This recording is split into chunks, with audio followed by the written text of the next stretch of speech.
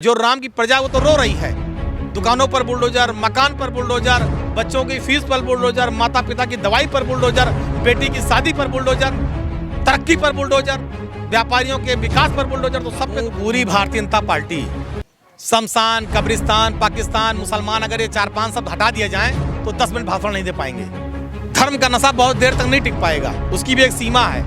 और धीरे धीरे धर्म का नशा जो इन्होंने अफीम चटाई थी वो खत्म हो रही है, क्योंकि केवल उसी नशे से आदमी गरीब का पेट नहीं भरेगा, बच्चे की फीस उसी नशे से नहीं पूरी हो पाएगी, बेटी के हाथ पीले केवल उसे धर्म से नहीं पूरा हो पाएगा, आदमी कर्म करना पड़ेगा। हिंदू राष्ट्र की गूंज इसी अयोध्या से उठी थी और अब जो है पूरे देश में फैल गई है। तो क्या कहेंगे हिंदू राष्ट्र को लेकर? अब आप इतने विद्वान आदमी हैं, ये विद्वान नहीं, ये डिफाल्टरों ने उठाई थी, उन्हीं डिफाल्टरों ने जिनके पास कोई काम नहीं है।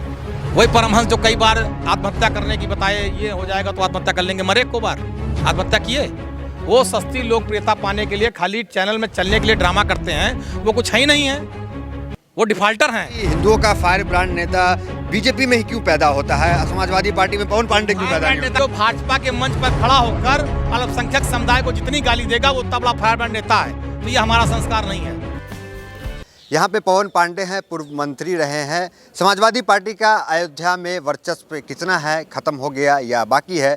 2024 को लेकर विपक्षी की गोलबंदी पे बातचीत करेंगे। अयोध्या में समाजवादी पार्टी का विपक्षी एकता का क्या महत्व रह गया है? जब से राम मंदिर निर्माण कार्य शुरू हुआ, राजनीतिक जो माहौल है वो बहुत बदल गया है।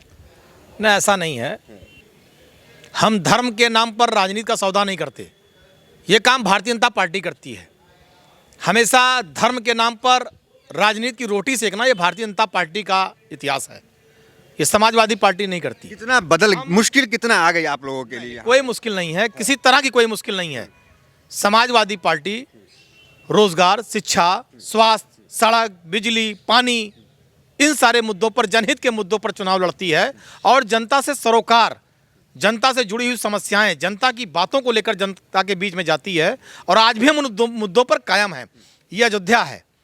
अयोध्या में आज आप विकास की अगर बात करेंगे तो आज जो मेडिकल कॉलेज दिखाई पड़ रहा है वो समाजवादी पार्टी अखिलेश यादव जी की देन है। अयोध्या में आज देहात क्षेत्र में जो बड़ी बड़ी सड़कें दिखाई पड़ रही हैं वो समाजवादी पार्टी की देन है। आज अयोध्या को विकास के रास्ते पर ले जाने का काम भी, चाहे जब नेताजी मुख्यमंत्री रहे हों, चाहे आदरणीय अखिलेश जी मुख्यमंत्री रहे हों, समाजवादी पार्टी ने किया है। और आप देखिएगा जब आने वाले समय में लोकसभा का चुनाव आएगा, आप देख लीजिएगा समाजवादी पार्टी बहुत अच्छे से लड़ेगी। समाजवादी पार्टी जीतेगी 24 का लोकसभा। हमारे 2 विधायक हैं, कम कम वोटों से हम 2 सीटों पर हारे हैं। और आज दिन प्रतिदिन समाजवादी पार्टी का संगठन, समाजवादी पार्टी मजबूत हो रही है। समाजवादी पार्टी ने काम किया है। भारतीय जनता पार्टी ने केवल अयोध्या में लोगों को छला है, ठगा है, लूटा है। जो राम की प्रजा वो ठगी जा रही, छली जा रही, लूटी जा रही है।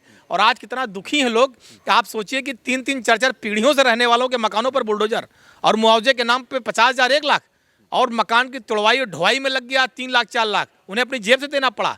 तो जो लोग बुलडोजर पर खड़े होकर डांस किए थे कि हम इनको लाए, हम बुलडोजर ला रहे हैं, उसी बुलडोजर ने पहले उनका मकान तोड़ा है।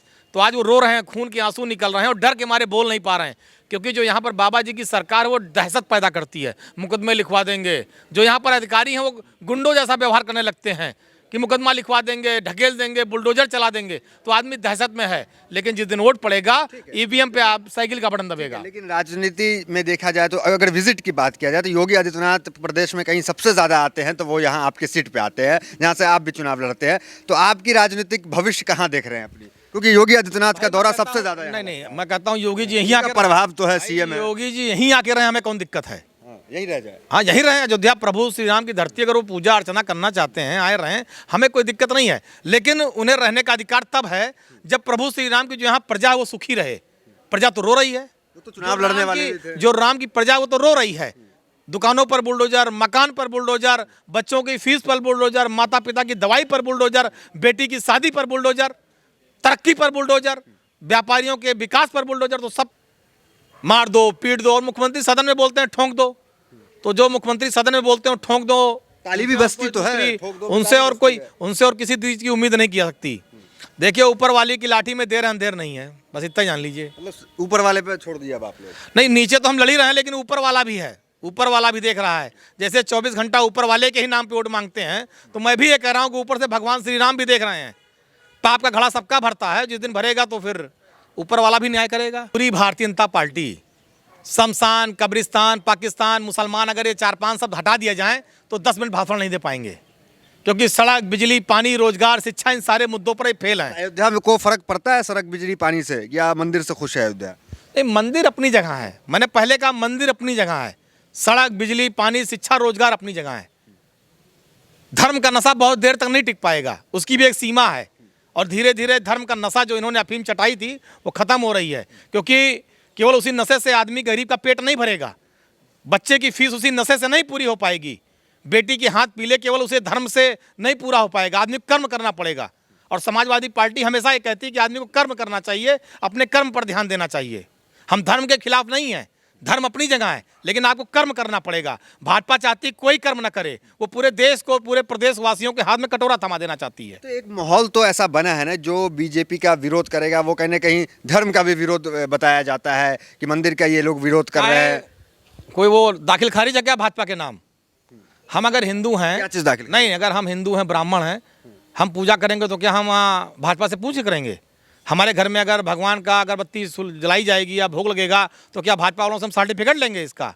हमें भारतीय जनता पार्टी से इसका सर्टिफिकेट नहीं चाहिए, और ये हैसियत भी किसी की नहीं है कि कोई हमें हिंदू होने का या ब्राह्मण होने का या और जितने भी लोग हैं उसका सर्टिफिकेट कोई भारतीय जनता पार्टी दे। तो रेस तो है ना कि कौन कितना बड़ा हिंदू नहीं, है, इसका कोई रेस नहीं है, लेकर इसका चल रहा कोई है। रेस नहीं है। जो गोदी मीडिया ये रेस वो कराती है, ये जो गोदी मीडिया है, जो नरेंद्र मोदी और योगी आदित्यनाथ के विज्ञापन से चलती है, ये रेस उस चैनल में चलता है। ये रेस हमारे दिमाग, हम लोग कहीं नहीं चलाते। नहीं, मेरा सवाल ये है कि हिंदुओं का फायर ब्रांड नेता बीजेपी में ही क्यों पैदा होता है, समाजवादी पार्टी में पवन पांडे क्यों पैदा नहीं नेता होते? क्या है? आप हिंदुओं के फायर ब्रांड नेता माने क्या? फायर ब्रांड नेता माने ये हुआ कि जो भाजपा के मंच पर खड़ा होकर अल्पसंख्यक समुदाय को जितनी गाली देगा वो उतना बड़ा फायर ब्रांड नेता है। तो ये हमारा संस्कार नहीं है, हम किसी भी समाज को गाली नहीं देते। हम हिंदू का भी सम्मान करते हैं, मुस्लिम का भी सम्मान करते हैं, सिख और ईसाई का भी सम्मान करते हैं। हम गाली देकर, किसी धर्म के खिलाफ बोलकर, किसी धर्म के खिलाफ आपत्तिजनक भाषा का प्रयोग करके नेता नहीं बनना चाहते। भारतीय जनता पार्टी को ही शोभा देता है। तो क्या लगता है इस प्रेम भाव को लेकर आगे चलने में राजनीतिक सफलताएं मिलेंगी? देखिए, सफलता असफलता अपनी जगह है। सबसे पहले आदमी का एक इंसान और नागरिक होना जरूरी है। अगर आप इस देश के नागरिक हैं, इंसान हैं, अगर एक अच्छे इंसान हैं, तो आपको सभी जाति, धर्म, मजहब से प्यार करना चाहिए, सबको साथ लेकर चलना चाहिए। और हम आदरणीय मुलायम सिंह यादव जी के सिपाही हैं, अखिलेश जी के सिपाही हैं। हम सारे धर्मों का सम्मान करते हैं, सारी जाति, बिरादरी, मजहब का सम्मान करते हैं, सबको साथ लेकर चलते हैं, और यही समाजवाद है। तो क्या कुछ यूपी में आप देख रहे हैं, मंत्री रह चुके हैं, आप लखनऊ भी जाते होंगे, क्या माहौल देख रहे हैं 2024 को लेकर के? अगर बात करें कि कितना प्रभाव जो है बुलडोज़र का, इनकाउंटर का रहेगा, या जो आप लोग बात करते हैं शिक्षा का, स्वास्थ्य का, दोनों में से किसका प्रभाव रहेगा? देख, कहीं कुछ नहीं, जनता भारतीय जनता पार्टी से बहुत नाराज है।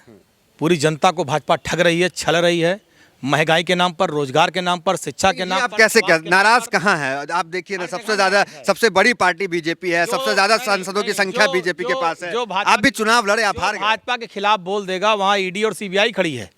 जो भाजपा के खिलाफ बोल देगा वहाँ सीओ कोतवाल खड़े हैं मुकदमा लिखने के लिए।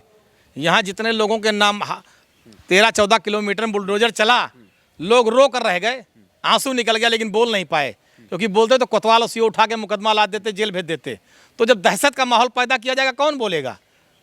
हम लोग लेकिन बोल रहे हैं, लड़ रहे हैं, भारतीय जनता पार्टी के जुल्म अत्याचार के खिलाफ खड़े हो रहे हैं, बोलेंगे, लड़ेंगे, और ये जनता परिवर्तन करेगी और इनके जुल्म अत्याचार का समाप्ति होगी। आपके ही अयोध्या से कुछ साधु संत है, वो कहते हैं मुसलमानों की वोटिंग की राइट खत्म कर देंगे, मट्टी में मिला देंगे। उस बयानों को कैसे देखते हैं आप? बखूब जानते होंगे उन्हें, कई साधु संत हैं। अब बचते हैं आप भी साधु संतों पे बोलने से? साधु संतों की बात नहीं है। देखिए, कोई संत महात्मा कोई बात बोले, पढ़ा लिखा विद्वान, देखिए अब कोई खानसामा को आप साधु कहते हैं, लड्डू चोरी करने वाले को आप बाबा कहते हैं, तो हम इस बात सहमत नहीं हैं। आप किसी पूज्य संत महात्मा, कोई बड़ा विद्वान, परमहंस महाराज जी की हम बात कर रहे हैं, वही परमहंस जो कई बार आत्महत्या करने की बताए, ये हो जाएगा तो आत्महत्या कर लेंगे, मरे को बार आत्महत्या किए। वो सस्ती लोकप्रियता पाने के लिए, खाली चैनल में चलने के लिए ड्रामा करते हैं, वो कुछ है ही नहीं है, वो डिफाल्टर हैं। मैं कह रहा हूँ वो डिफाल्टर हैं, वो संत महात्मा नहीं हैं। अगर संत महात्मा होते, तपस्वी होते, पूजा पाठ करते, यज्ञ करते, हवन करते, वो कुछ नहीं करते। वो खाली मीडिया में पाकिस्तान को चुनौती देते हैं, अमेरिका को चुनौती देते हैं और कई देशों का झगड़ा निपटाते हैं, वो सस्ती लोकप्रियता पाने के लिए परेशान है, बहुत बड़े डिफाल्टर हैं।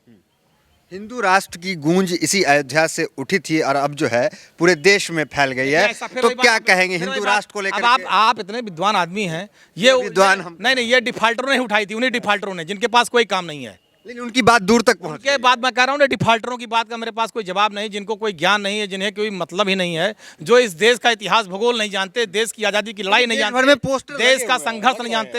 हिंदू राष्ट्र के बिहार में के दरभंगे में पोस्टर लगे हिंदू राष्ट्र। देखिए, मैंने कहा ना, ये देश किस तरह का है, कौवा कान ले गया तो आदमी अपना कान नहीं देखता, ऊपर कौवा ताकता है, तो ये सब वैसे हैं, समझ लो। इसके बारे में कुछ बहुत ज़्यादा नहीं कहना। तो आत्मविश्वास से अभी लवरेज हैं आप? अरे हमारा आत्मविश्वास मजबूत हो सके, खत्म कर लेगा का? पूरी तरह मजबूत है। तो ये पवन पांडे हैं, बिल्कुल आत्मविश्वास पूरा है और चुनाव लड़ रहे हैं, बहुत मजबूती से चुनाव लड़ते आए हैं। तो अयोध्या का जो मिजाज है वो तो जनता से बात करेंगे तभी पता चलेगा। राजनेता थे, अपनी विचार अपनी बात को रख दिया। तो फिलहाल वीडियो में इतना ही, मिलते अगले वीडियोस, बने हमारे साथ। बहुत बहुत धन्यवाद।